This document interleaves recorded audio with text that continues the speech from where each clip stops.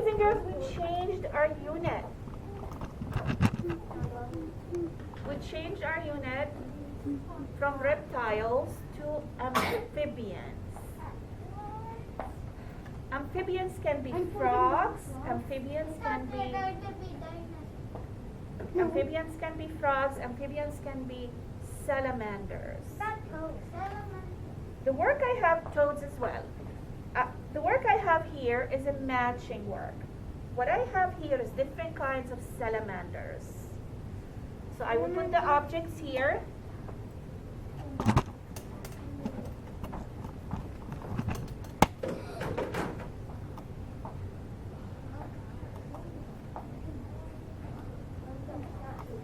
Different kinds of salamanders.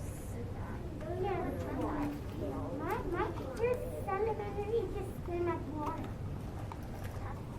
The ground one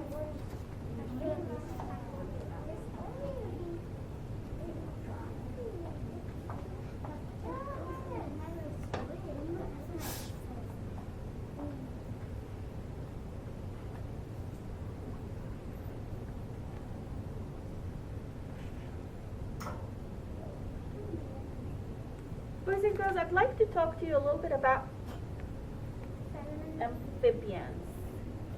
This is this one. So I matched my salamanders. I matched the object to the picture.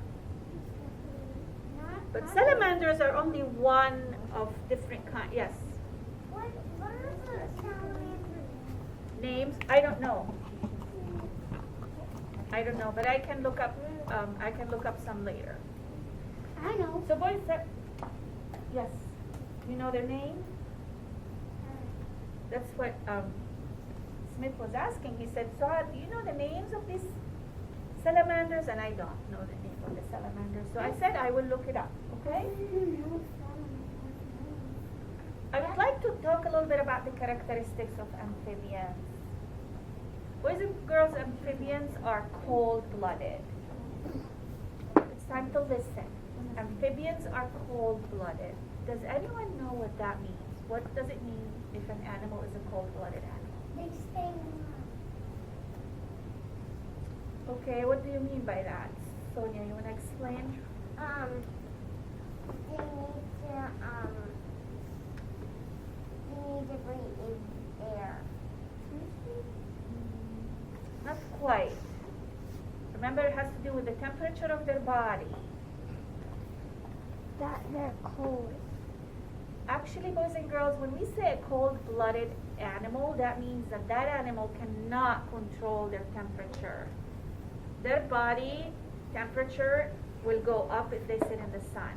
Their body temperature they will freeze if they're not careful and they don't bask in the sun enough. Humans are warm-blooded. Our body can keep the temperature the same no matter what the weather is like.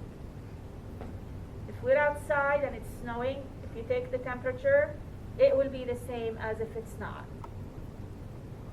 If we have fever, that means we're sick.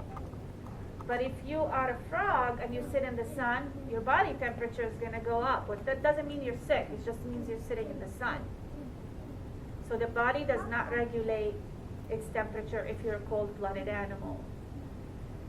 Amphibians are vertebrate. That means they have a bone that goes in the middle in their skeleton, from their neck down to their tail. That's what vertebrate means. They lay eggs. Different amphibians lay eggs differently. Some amphibians lay eggs in a bunch and they're kind of like a jello consistency. Is not what you think of when you think of a chicken egg that has a hard shell. Amphibians lay eggs in the water, not in dry air. Some amphibians lay eggs in a string, kind of, not in a glob, but it's like a string. Amphibians go through something called metamorphosis. When they're born, like I said, the eggs are laid where? In the water.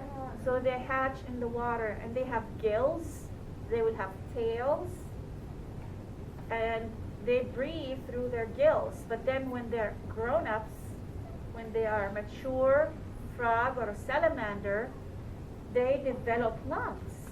And sometimes if you're a frog, you lose your egg, you lose your tail, and you become a different looking animal. It's called metamorphosis.